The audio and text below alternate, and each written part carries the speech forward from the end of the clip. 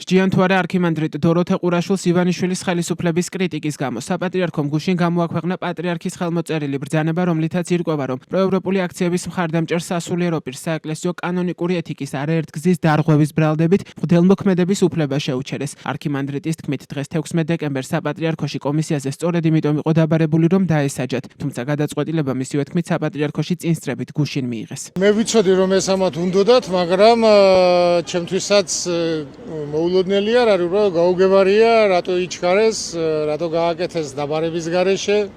საერთოდ არ ხდება დაბარების გარეშე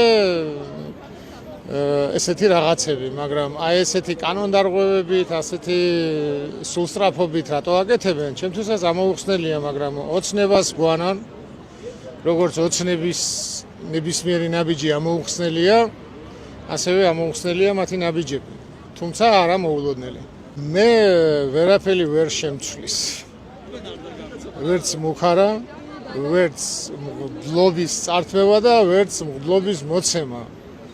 და ვერც ციხე და ვერც კი სიკვდილი. ეს არ არის არქიმანდრიტის წინააღმდეგ საპატრიარქოში მიღებული ერთადერთი გადაწყვეტილება. 29 ოქტომბერს გამოქვეყნდა პატრიარქის ხელმოწერილი ბრძანება, რომლითაც ცხეთა-თბილისის ეპარქიული კომისიის მოთხოვნა დაკმაყოფილდა და არქიმანდრიტი დოროთე ქვემო ბეთლემის მაცხოვრის შობის სახელობის ტაძრის წინამძღვრებიდან გაათავისუფლეს. ის მღვდელმსახურად ყოვლადწმინდა სამების საპატრიარქო ლავრაში გაამწესეს. ეპარქიული კომისია მას დისციპლინური და ზნეობრივი ხასიათის დარღვევებში ადანაშაულებდა. ამის შემდეგ არქიმანდრიტი დოროთე კვირაში ერთხელ რუსთაველის გამზირზე პარაკლის პარლამენტის წინ ატარებდა. ახლა კი მას მღვდელმოქმედების უფლება შეუჩერეს.